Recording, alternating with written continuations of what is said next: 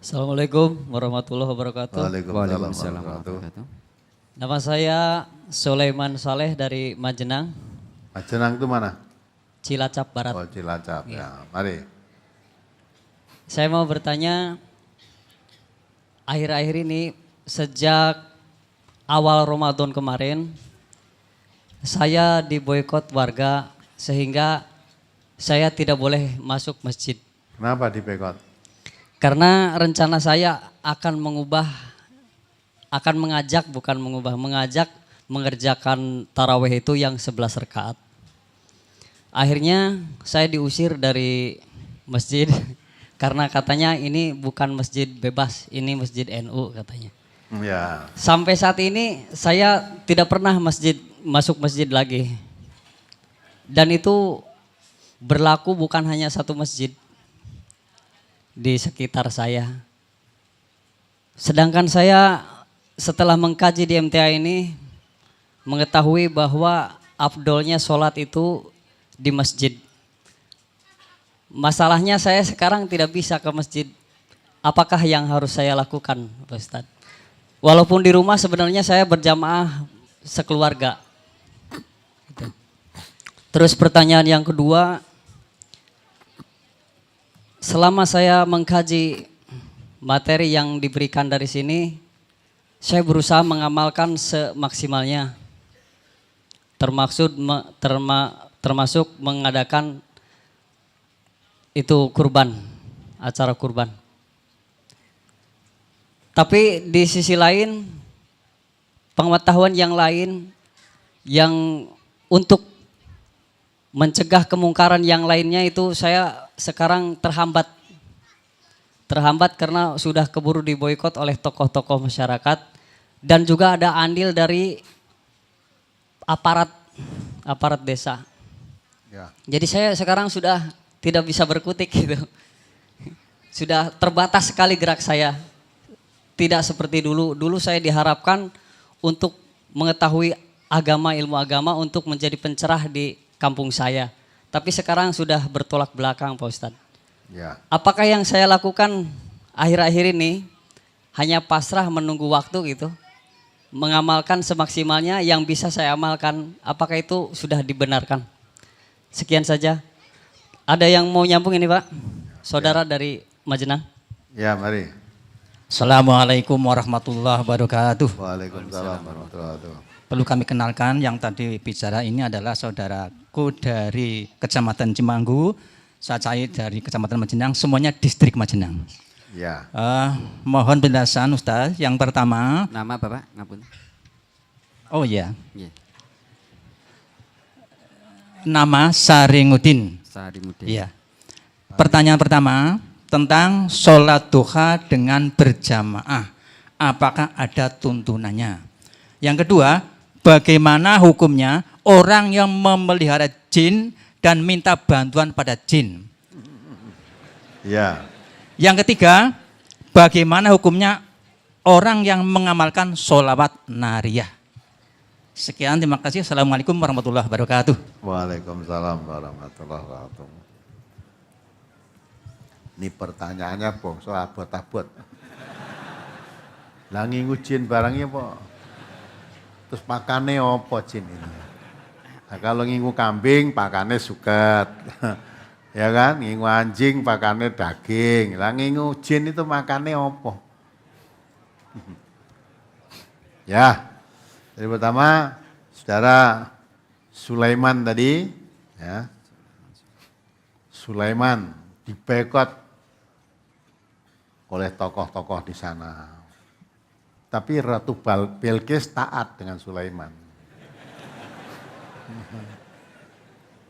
Nah, mengapa itu? Nah, Sulaiman tadi ya salah langkah.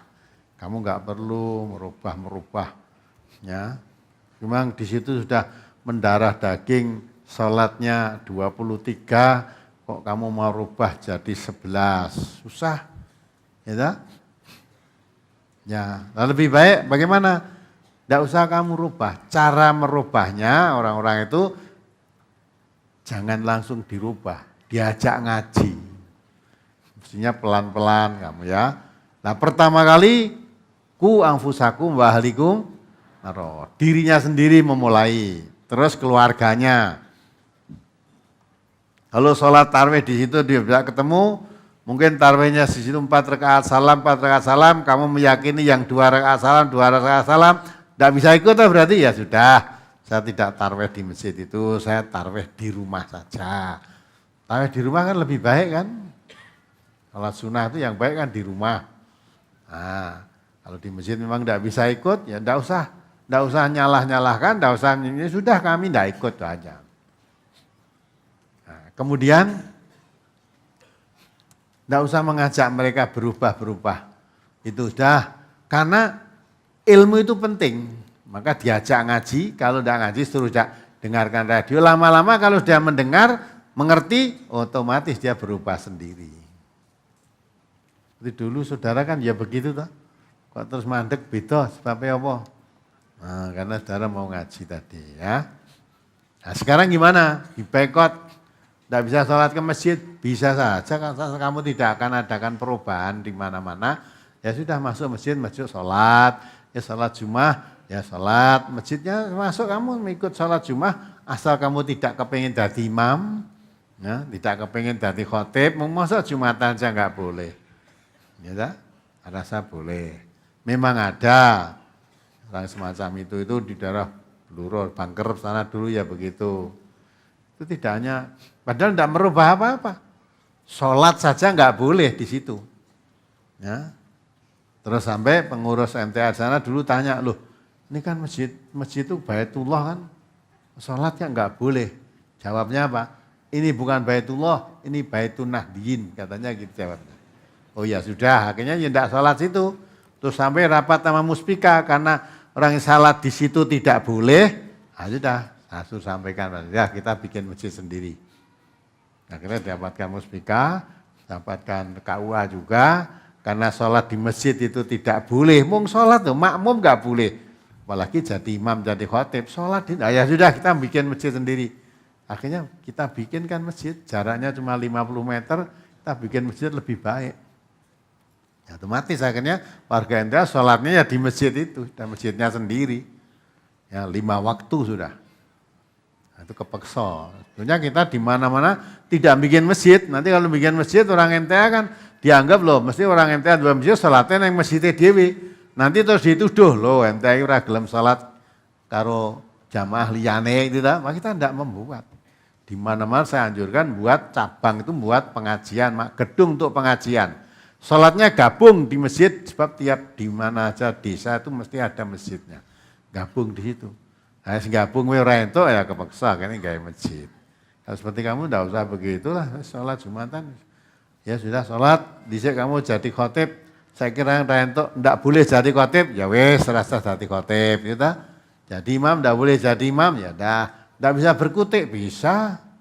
Ya, kamu cari ilmu yang sungguh-sungguh, terus dijaga dirimu, jaga keluargamu, diajarkan nurut Quran dan Sunnah betul.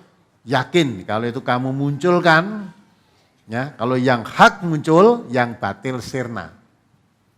Ya, syarat hilangnya kebatilan itu menjadi syarat jal hak wa zaqal batil innal batila kana zahuqa. Kalau yang hak muncul, yang batil itu mesti sirna. Karena yang batil itu menjadi takdir Allah, yang batil itu akhirnya fayadhabu jufa akan hilang tanpa ada bekas. Ya, tapi syaratnya yang hak harus muncul. Tapi kalau yang hak tidak dimunculkan, ya yang batil karena tidak mengerti yang hak. Ya yang dimunculkan yang sudah apa ini. Nah, maka syaratnya dah munculkan pelan-pelan yang hak dimunculkan. Nanti yang batil pelan-pelan akan sirna juga. Tidak usah tergesa-gesa. Yang penting dakwah itu dirinya sendiri, pagari keluarganya, terus kerabat-kerabat dekatnya, wa anzir asiratakal aqrabin, kerabat-kerabat dekatnya diajak. Belum mau ya tidak usah dipaksa. Yang penting kitanya belum bisa mengajak orang lain, yang penting kita malah jangan sampai hanyut lah gitu udah. Jadi bukan menunggu waktu, ya, tapi terus pasif tidak, kita aktif. Amalkan tuntunan sunnah anak-anaknya, keluarganya itu, ya, nanti dengan begitu sudah secara berangsur-angsur nanti akan Yang gak itu akan dicari orang lah. Ya, kemudian yang dari Pak Sarimudin, sholat duha berjamaah itu, nah, saya belum mengerti tuntunannya sholat duha dengan berjamaah. Ya, karena belum mengerti ya tidak dituntunkan, tidak dibrosurkan di sini. Ya. Jadi Nabi itu mengingatkan kalau bisa 3 hal jangan ditinggalkan. Sholat witir sebelum tidur, puasa 3 hari setiap bulan, dan sholat duha 2 rakaat. Tidak dianjurkan berjamaah, itu tidak. Nah, itu ya. Jadi anjuran-anjuran berjamaah yang pokok itu, kalau itu sholat wajib. Habis itu sholat sunnah-sunnah ya ada, sholat Idul Fitri, Idul Adha, sholat istisqa, sholat khauf, sholat kusuf ya. Itu dianjur-anjurkan. Sholat duha itu saya belum tahu itu. Karena belum tahu ya tidak melakukan. Malah takfu malai salaka bihi ilmun, kan saya belum tahu ilmunya ya saya tidak melakukan. Terus orang memelihara jin dan minta bantuan pada jin. Saya tanya ganti, memelihara jin ini wujudnya jin itu apa? Memang ada orang katanya memelihara jin. Malah kalau Jumatan itu ke Mekah sana. Katanya naik jin. Jin yang Islam itu katanya jin putih. Jadi ada orang itu ya, yang datang dari masjid, Mbah Kiai tadi duduk di, loh Mbah, mboten Jumatan toh Mbah? Nah ya, aku ya lagi teko le, kamu Jumatan ke Mekah aku mau. Nah ini lah, jadi orang itu kalau udah begitu, apapun dikatakan dia dipercaya. Seolah Jumatan di Mekah itu betul gitu loh. Padahal yang Jumatan di sini aja baru pulang, ya kok Jumatan di Mekah ya sudah pulang tuh. Padahal kalau di sini waktu Jumat itu di Mekah sana baru jam berapa? Jam 8 pagi. Ya. Masa Jumatan dan 8 pagi, terus kamu perjalanan dari sana ke sini naik jin itu kecepatannya berapa? Pesawat aja 10 jam naik jin. Nah, biasanya orang gitu tuh malah orang tidak sholat. Tapi karena sudah dipercaya, sholatnya naik jin ke Mekah ya dipercaya. Karena ngomongnya orang dipercaya itu nanti orang yang diajak ngomong terus cerita-cerita kemana-mana. Bahwa ustadznya naik Jumatan yang Mekah terus kan. Nah, kok orang itu, oh cerita karena aku kok gitu. Nah, jadi jin itu apa kok bisa dipelihara itu. Apalagi dimintai tolong. Wujudnya jin itu apa? Lah katanya jin itu makhluk halus, tidak kelihatan. Lah kok bisa kamu pelihara? Nah, itu bohong. Kalau saya tidak percaya orang bisa memelihara jin. Termasuk tuyul-tuyul itu. Ya tak? Kan ada katanya orang melarat, kepengen sugih, memelihara apa? Tuyul. Tuyul itu katanya orangnya kecil, terus wudoh, rambutnya gundul. Itu kan? Seprene ya wudoh terus itu apa ya? Ya. Pakaian murah barang kok ya ora nganggo pakaian. Terus kok mesti tuyul mesti gundul ya apa pancen ra tukul rambutnya. Apa eneng tukang cukur tuyul itu kok mesti gundul terus. Nah, apalagi yang sekarang kemarin tanya akad pagi itu. Karena uang biasa dicolong tuyul, sekarang kalau nyimpan uang ditaruh di dalam Al-Quran, dipaske surat Yasin. Nah itu kan saya tidak genah itu. Jadi gawe akal dewe, gawe cara dewe, ben duitmu tidak hilang, simpenan nggon surat Yasin, buka Quran pas surat Yasin, lah duit taruh di situ. Wis tuyul rawanin jiko. Nah, sekarang kalau zaman maju tuh ya, kalau tuyul kok pekerjaannya cuma nyolongi duit tanggane 50, 100, wih tuyul bodoh. Ya toh? Mbok nyolong duit di bank kuwi lho, tumpukan pirang-pirang. Nah, tuyul sing pinter ya mbobol ATM barang kuwi tuyul pinter kuwi ya toh. Tuyul kok mau nyolongi duit 50, 100.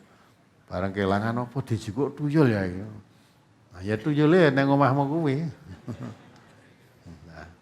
Jadi tuyul-tuyul ngingu apa bisa mencari duit dan itu tidak ada itu bohong, cerita tanpa dasar kebenaran turun maturun, sudah mendarah daging gitu. Ana Nyai Roro Kidul barang iki lho tak critake kuwi. Ya critake Nyai Roro Kidul ya ana sing protes ya. Nyai Roro Kidul itu katanya ada.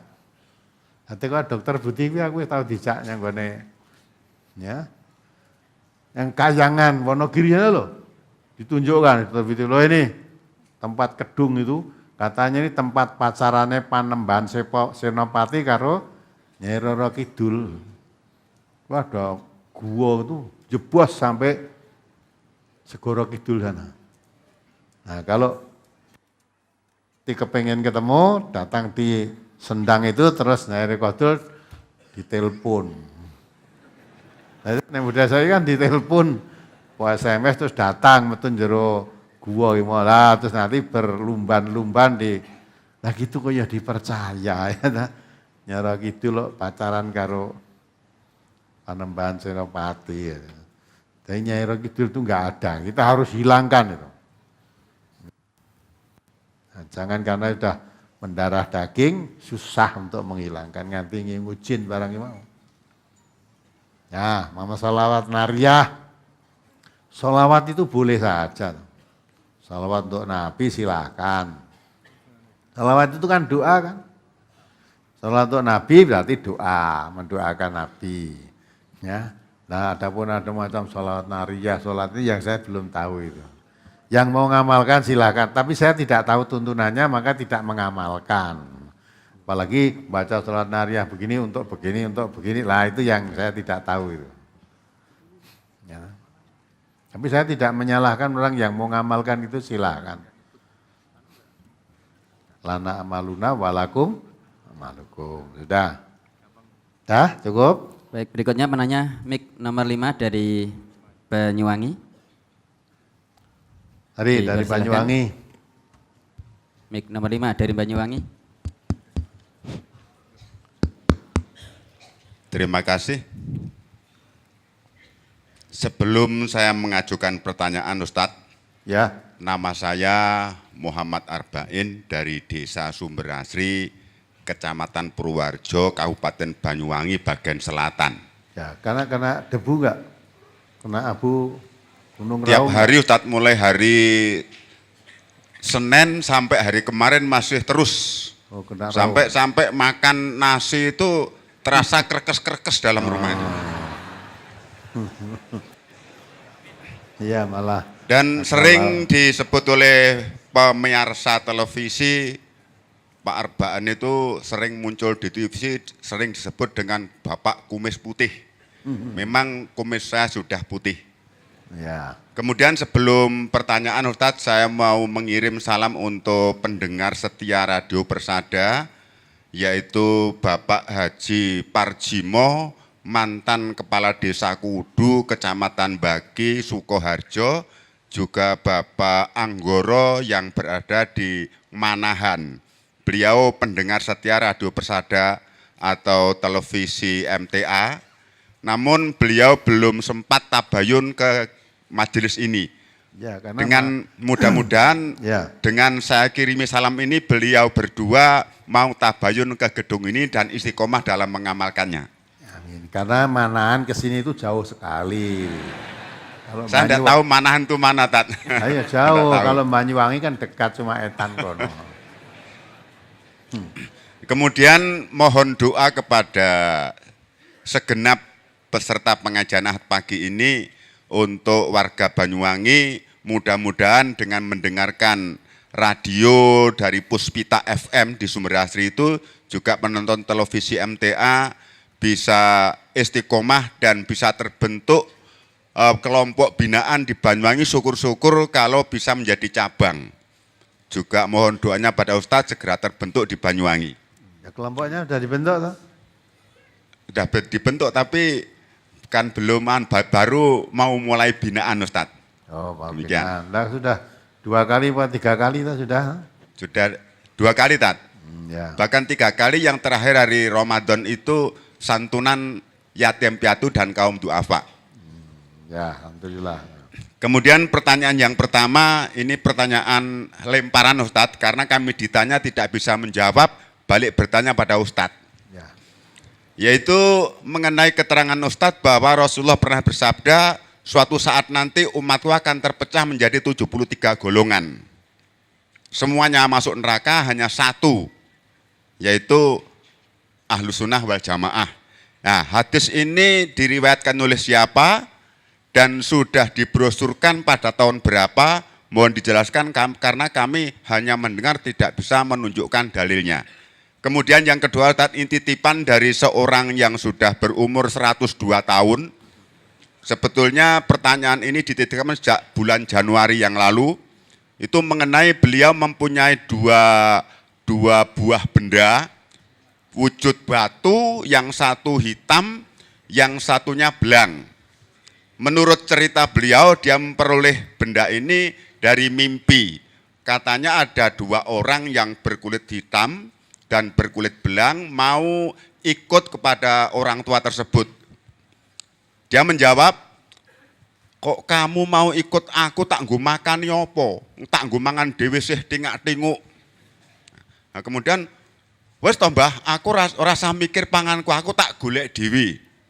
Ya nek karepmu ngono, ya wes. Kemudian tanya sama orang itu, Mbah, sakjane payungmu ki apa to, Mbah? Beliau menjawab, "Ya nek payungku ya Gusti Allah. Mergo sing ngayomi aku ya Gusti Allah ora ono meneh." Terus ditanya lagi, "Lah tekenmu, Mbah?" "Ya teken kuwi Kanjeng Nabi Muhammad sallallahu alaihi wasallam, mergo sing nudone dalan sing bener Kanjeng Nabi Muhammad ora ono meneh." "Lah iki, Mbah, aku luwih mantep nek melok kowe, Mbah." Akhirnya dalam mimpi itu terbangun. Kemudian pagi harinya dilihat di laci itu betul-betul ada dua buah benda, batu hitam dan batu belang. Nah, dua benda ini penggunaannya lain-lain, Ustadz. Kalau yang hitam ini untuk binatang, ternak, kalau yang belang ini untuk manusia. Di suatu saat ada seorang ustadz yang datang kepada orang tersebut, meminta tolong bersama dengan anak dan istrinya. Anaknya kira-kira umur 8-9 tahun. Nah, kebetulan orang itu datang, "Pak, saya mau minta tolong sama Bapak." Kemudian orang itu menjawab, "Pangapunten Pak, jenengan mboten klentu." "Lah klentu dalem putih, nyuwun tulung kok dateng kula." "Oh nggih ngapunten, nyuwun tulung dateng Gusti Allah lantaran panjenengan." Kemudian diceritakan anak yang dibawa ke sana itu telinganya kemasukan gabah, Ustaz. Kemasukan gabah, dibawa ke dokter, diurek-urek tidak bisa keluar, bahkan sampai berdarah. Kemudian dengan perantara itu mohon kepada Allah, dan lafaz yang dibaca itu sholawat, al-fatihah, syahadat dan sebagainya, tidak menyebut nama yang lain. Kemudian dibuatkan contong dari daun pisang yang ujungnya itu dilubangi sedikit, dimasukkan dalam telinga itu dan dihisap, ternyata keluar. Wujudnya darah. Setelah dicuci, ternyata wujud darah tadi itu gabah yang masuk dalam telinga. Nah, yang ditanyakan ini Ustadz, beliau beranggapan bahwa benda itu hanya sebagai alat saja, seperti dokter pakai sepet untuk memasukkan obat ke dalam tubuh pasiennya. Nah, apakah yang seperti ini ada unsur kemusyrikan atau bagaimana Ustadz? Mohon penjelasannya, ini titipan dari orang yang sudah berusia 102 tahun. Kemudian dari saya pribadi Ustadz, kami ini, saya bukan kami, saya ini sering menderita sakit gigi. Bahkan sampai sekarang ini gigi geraham kami sudah habis. Jadi pipis sudah kempot. Nah, kemudian pada suatu saat kami mengeluh sakit gigi. Ada teman yang mengatakan, "Oh loro untu mau gonang-gon aku tak tambanane." Nah, kemudian saya datang ke sana, bahkan diberi lafal yang untuk menyembuhkan gigi. Nah, lafalnya itu demikian Ustadz. Ya mungkin kalau dicatat oleh pendengar monggo, ya. Saya juga tidak tahu bagaimana pengaruhnya, juga tidak tahu itu. Dengan menggunakan paku itu diasah sampai bersih. Kemudian kalau untuk diri saya sendiri saya sebut aku, tapi kalau untuk orang lain disebut nama orang itu. Satu misal, aku Ratu Pejajaran, ketekan Ratu Pakukuan. kukuh saka kersane Allah. Kemudian paku itu dimut dan dipakukan kepada ke tiang dari kayu. Nah, yang lucu lagi ada orang datang itu membawa cucu kecil sampai di rumah itu saya tanya, ada kepentingan apa Mbah? Yang saya terkejut itu begini, badhe nyuwukne untu, ya Allah. Kula mboten sakit nyuwuk Mbah. Akhirnya pokoknya kula nyuwun lantaran jenengan dos pundi putu kula niki untune ben mari. Alhamdulillah dengan saya lantari dengan paku itu tadi, saya pakukan delalah, enggak tahu delalah itu bahasa apa. Anak yang tadinya nangis itu pulang bisa dengan tertawa. Nah, cara pengobatan yang seperti ini apakah ada unsur kemusyrikannya atau tidak Ustadz? Suatu saat itu ada orang yang tanya minta lafadz itu, saya jawab, saya tanya dulu sama Ustadz, kalau memang ini ada unsur kemusyrikan, saya tidak akan beri, bahkan akan saya buang jauh-jauh. Kecuali kalau memang Ustadz menerangkan bahwa tidak ada unsur kemusyrikannya, akan saya beri. Itu pun saya tidak minta upah apa-apa Ustadz, bahkan kalau ada orang yang memaksa memberi uang, sampai di rumah jarak setengah jam kembali lagi katanya giginya kambuh. Karena saya hanya mengharapkan seduluran saja, tidak pakai upah segala macam. Demikian mohon penjelasannya, terima kasih atas penjelasannya, saya kembalikan dan wassalamualaikum warahmatullahi wabarakatuh. Ada yang nyambung dari Ambarawa Ustadz? Ya, mari. Bismillahirrahmanirrahim. Assalamualaikum warahmatullahi wabarakatuh. Waalaikumsalam warahmatullahi wabarakatuh. Ini merupakan satu anugerah saya bisa bertemu dengan Pak Ustadz. Nama saya Sarmidi dari Ambarawa Pak. Berapa kali kamu ke sini? Baru pertama kali ini Pak. Oh ya pantes, baru pertama kali ketemu saya, baru pertama kali. Pertama kali. Kalau ketemu saya, asal kamu ke sini ketemu, jadi bukan suatu ketemu saya itu bukan seperti ketemu presiden, bukan. Ini saya awali dulu saya non muslim Pak. Ya. Jadi saya dulu yang namanya agama adalah buta Pak. Tapi setelah saya mendengar radio dulu memang sempat jengkel Pak, nyun sewu, kok keras bener saya gitu. Akhirnya saya dengan keluarga gejak Pak, nyun sewu. Lah pada waktu itu saya beli radio asal-asalan Pak, tak rungok-rungokke rusak, golek radio bingung. Beberapa tahun kemudian kemarin sudah 8 bulan ini saya minta pada istri, Bu, mbok tukakno aku utangno TV karo sing ono parabola. Setelah itu ada parabola, ilalah kok ada Pak Ustadz, setiap hari saya mendengarkan Pak, mendengarkan nyun sewu. Dan tadi pagi setelah saya berangkat, Bu, aku tak mangkat ngrungokke pengajian, ngaji ndokne Pak Ustadz kono nduk Solo. Ya kono hati-hati. Nyun sewu Pak itu. Ringkas cerita di sini saya akan bicara tentang petunjuk dari Pak Ustadz. Saya adalah di kampung merupakan satu peran pembantu utama untuk mengurus jenazah Pak. Karena yang mudin asli, karena saya mengikuti membantu mudin sudah 10 tahun, delalah 2 hari sebelum meninggal pamit dengan saya, di mbok ndok enggak aku. Kenapa Pak nggantiin aku, nak aku mati sapa sing dadi mudin. Waduh, saya enggak mau kalau menggantikan mudin engko ana dhewe. 2 hari setelah itu meninggal jam 11 malam Pak. Waduh, mudar iki kok aku, nyuwun sewu. Saya bingung. Jadi pesan itu adalah merupakan peringatan terakhir. Wah, akhirnya saya harus matur kepada siapa? Pas meninggal jam 11 berapa saya digugah, Midi, Pak Mudin mati. Loh, kon ngapake? Kayak dicuceni. Lah pada waktu karena seorang mudin di kampung saya ada merupakan satu tokoh, rame-rame datang Pak, ada sekitar 25 orang, maka saya matur, dia si bini sih, lah engko piye?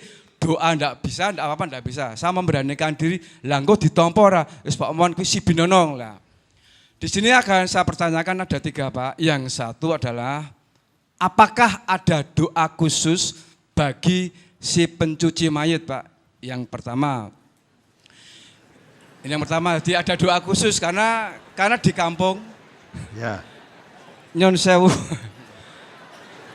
Karena di kampung setelah ada mudin dibentuk satu organisasi dari masing-masing RT, itu ada para mudin dan saya adalah khusus untuk mencuci jenazah. Jadi saya sampaikan pemeran aktor Pak.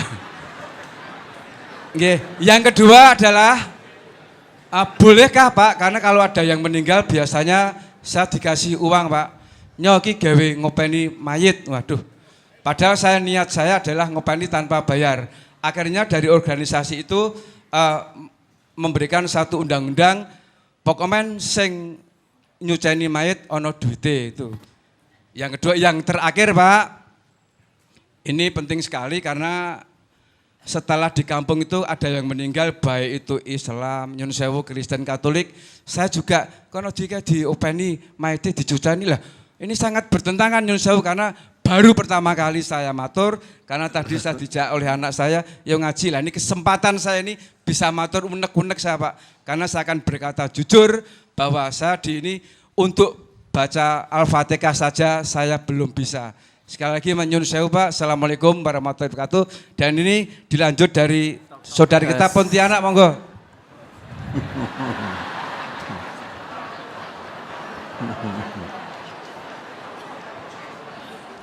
Ayo ini yang grup dari jauh semua ini. Dari Pontianak, ayo. Assalamualaikum warahmatullahi wabarakatuh. Waalaikumsalam warahmatullahi wabarakatuh. Perkenalkan, nama saya Sugito dari Pontianak. Ya. Ini mohon maaf, ini rombongan jauh nih Pak Ustadz. Ya, mari apa yang ditanyakan? Pertanyaan pertama, kebetulan keluarga dari saya ini baru kecelakaan. Jadi untuk sholatnya ini agak kesusahan Pak Ustadz. Jadi dengan baring. Yang saya tanyakan ini bagaimana untuk tayamumnya itu. Ya. Karena kalau wudhu jelas tidak bisa. Terus yang kedua, kita waktu sapar, kalau sholat Jumat, sedangkan kita berangkatnya itu belum waktu Jumat Pak Ustadz. Jadi apakah kita waktu di kendaraan itu, apakah kita sudah sampai di tempat tujuan itu? Saya kira itu pertanyaan dari saya, kurang lebihnya mohon maaf. Assalamualaikum warahmatullahi wabarakatuh. Waalaikumsalam warahmatullahi wabarakatuh. Ya, saya jawab ya, nomor 1 dari Pak Muharbain. Ya, umat Islam itu pecah menjadi 73, 72 masuk neraka, kecuali 1 yaitu Ahlus Sunnah wal Jamaah. Saya tidak menerangkan seperti itu. Saya bukan menerangkan yang masuk surga itu Ahlus Sunnah wal Jamaah, kok kata dia aswaja nanti. Hadis Nabi itu menjelaskan ya bahwa kalau dahulu Bani Israil itu pecah menjadi 72 aliran atau 2 golongan. Umatku nanti menjadi 73. Lebih banyak kan berarti? Ya. Semuanya masuk neraka kecuali 1 yang masuk surga. 1 itu siapa? Kata Nabi, ma'ana alaihi wa ashabihi. Jadi dari 73 itu 72 golongan masuk neraka, ya. Yang masuk surganya 1. 1 itu siapa? Ya 1 itu yang aku dan sahabat-sahabatku ada di dalamnya.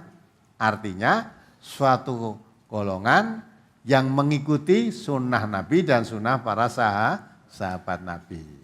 Hadisnya saya terangkan ya. An Abdillah bin Amrin qala Rasulullah SAW, la ya'tiyanna ala ummati ma ata ala bani Israel khatwan na'li bin na'li hatta inkana minhum man ata umahu ala niyatan lakana fi ummati mayasna'u dalika wa inna bani Israel tafarraqat ala sintaini wa sab'ina milatan wa taftariqu ummati ala salasin wa sab'ina milatan kulluhum finnar kulluhum finnar illa millatan wahidatan.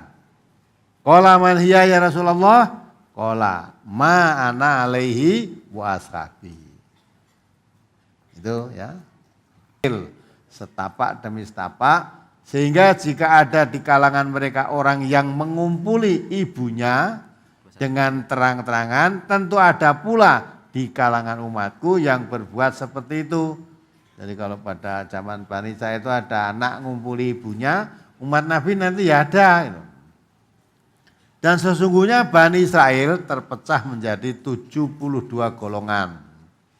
Dan umatku akan terpecah menjadi 73 golongan. Semuanya di neraka kecuali satu golongan. Ada sahabat yang bertanya, siapa ya Rasulullah satu golongan itu? Beliau bersabda, yaitu golongan yang aku dan para sahabatku ada padanya. Artinya golongan satu tadi yang Nabi dan sahabat-sahabat Nabi ada di dalamnya. Masuk dalam golongan itu artinya satu golongan yang mengikuti sunnahnya Nabi dan sunnah para sahabat-sahabat Nabi. Itu yang bakal masuk surga. Ya, itu. Jadi yang lain tadi 72 tadi berarti tidak mengikuti sunnah Nabi dan sunnah sahabat Nabi. Nah, itulah yang dimaksud. Jadi kalau lihat hadis itu berarti yang masuk neraka dan masuk surga banyak mana? Banyak yang masuk neraka. Ya, ya mudah-mudahan kita termasuk golongan yang kecil tadi. Masuk yang satu tadi, bukan yang 72. Masuk yang satu. Kita berusaha mengikuti sunnah Nabi dan sunnah sahabat Nabi. Nah, maka di kami ini setiap agama, brosur-brosur yang kita keluar selalu didasari dari hadis-hadis Rasulullah, dari Quran, dari sunnah. Tidak keluar dari situ. Kita karena menginginkan masuk golongan yang satu tadi. Gitu. Ya, bukan golongan nombyoan yang 72. 72 itu malah Allah juga mengatakan wa intu ta'aktsara man fil ardi yudilluka an sabilillah iyattabi'una illa dhanna wa inhum illa yahrusun. Kalau kamu cara beragama mengikuti kebanyakan manusia di bumi ini, kamu tersesat dari jalan Allah. Karena umumnya mereka itu hanya berdasarkan dzon, prasangka, kira-kira. Ya, padahal agama itu enggak ada kok kira-kira bener. Nah, kalau dalam agama ya salah jelas, yang bener jelas. Ya, yang halal jelas, yang haram jelas. Al-halu bayyinun wal haramu bayyinun, gitu kan? Nah, ini enggak ada. Maka kita berusaha dari golongan yang satu tadi supaya terhindar dari golongan yang banyak yang tidak mengikuti sunnah Nabi dan sunnah sahabat Nabi. Nah gitu ya. Tuh, jadi bukan ahli sunnah wal jamaah, bukan. Dan itu bukan suatu organisasi yang dikatakan oleh Rasulullah tadi. Golongan yang satu tadi, golongan yang mengikuti jejak Nabi dan para sahabatnya. Itu yang pertanyaan yang kedua. Kemudian yang kedua, pertanyaan yang kedua, itu kalau yang Pak apa tadi Pak Safi ceritakan tadi, itu kami nggak percaya ya boleh. Ceritanya orang udah 1 tahun, masa dokter weraiso, dokter aja nggak bisa kok mengambil diurek-urek malah keluar darah. Lah kok diwacak ke rafal apa malah metu. Ya dah? Lah kalau begitu diusulkan saja. Diusulkan di rumah sakit, ganti dokter, ganti ini saja. Ini cukup pakai daun pisang dibolong pucuknya diserot metu. Nah, lafal-lafal tadi apa? Nah itu nggak percaya saya cerita. Cerita itu kadang-kadang banyak cerita yang ngoyo-woro tapi sudah mendarah daging. Dulu juga ada ceritakan Sunan Kalijogo itu dibegal, akhirnya duting kolang-kaling jadi, ya percaya kamu? Nah, kalau dulu ya percaya, sekarang orang mungkin. Ya, enggak mungkin. Ya, itu ya, cerita itu kalau yang ceritakan udah turun, koyo-koyo itu ajaran agama. Justru agama yang sebenarnya berbeda dengan ceritanya yang dipegang, agamanya yang dibuang. Ya.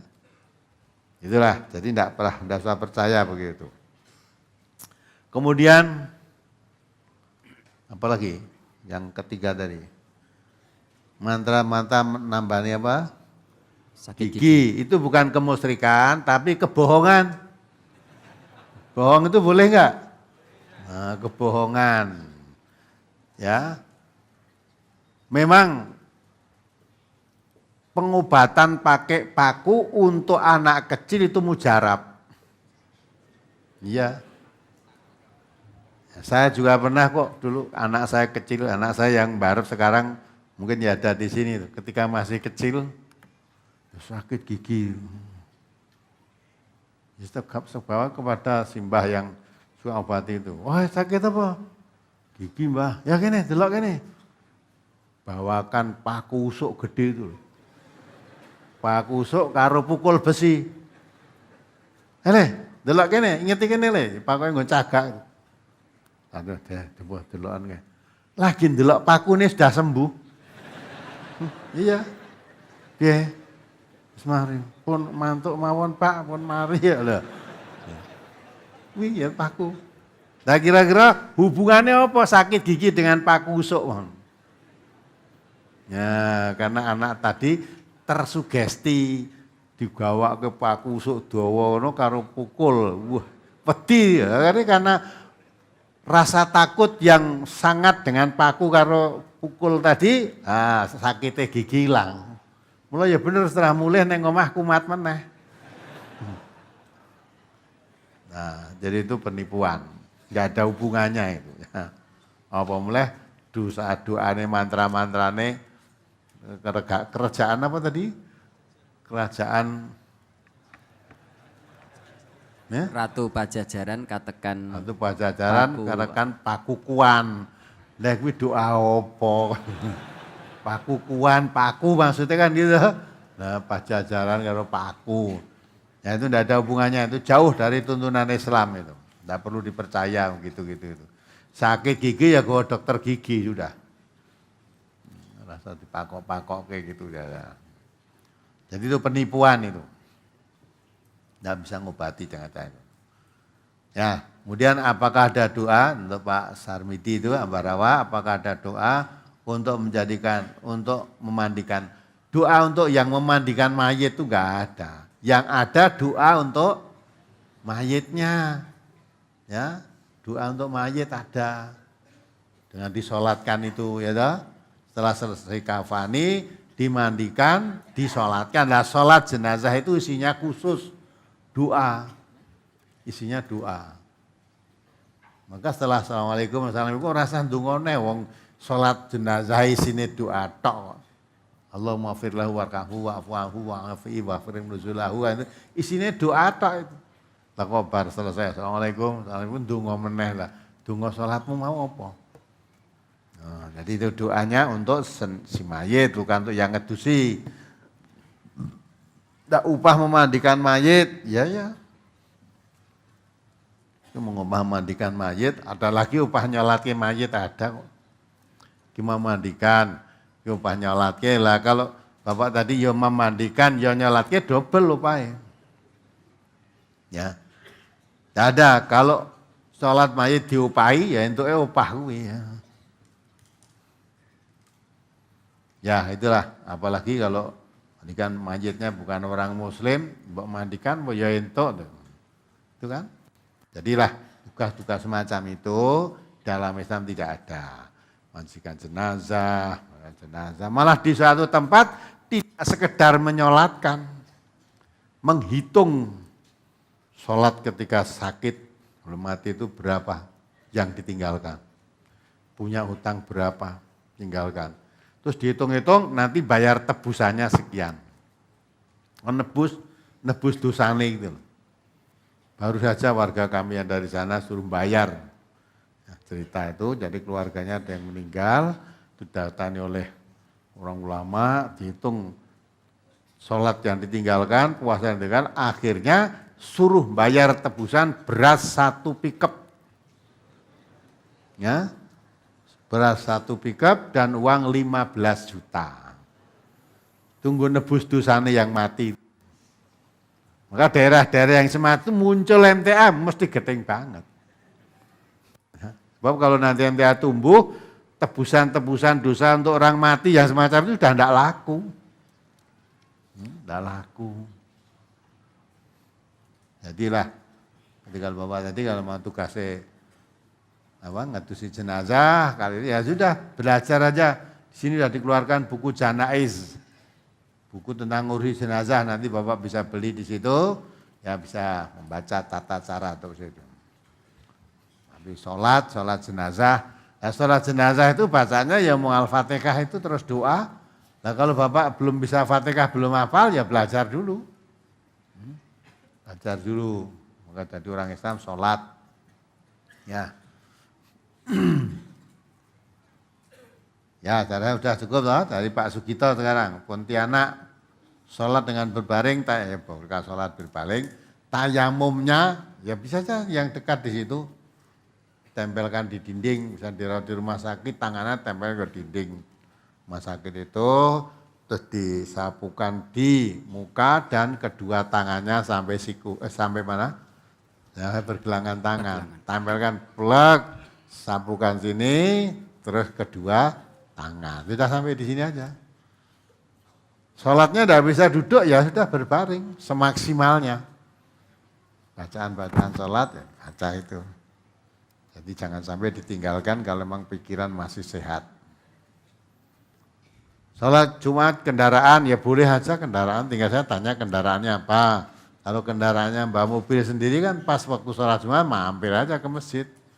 Kalau kendaraannya memang kereta api ya misalnya, enggak mungkin aja ya sholat diminta gerbong untuk sholat bisa kok situ.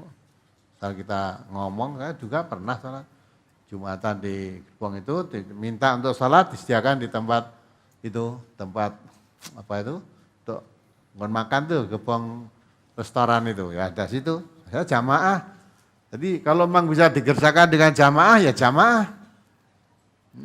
Itu saya 5 orang, tapi sudah saya ya jadi imam, jadi khotib di situ sudah selesai. Ya, seperti salat biasa lah.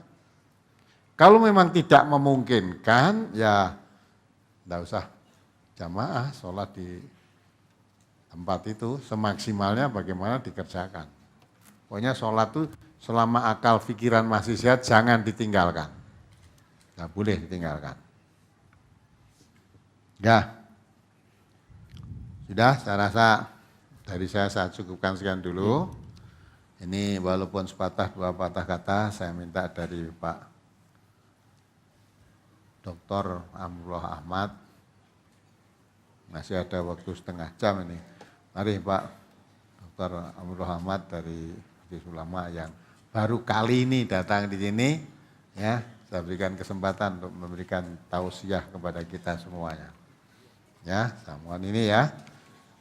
Jadi saya cukupkan sekian, mudah-mudahan bisa mengambil pelajaran semua itu.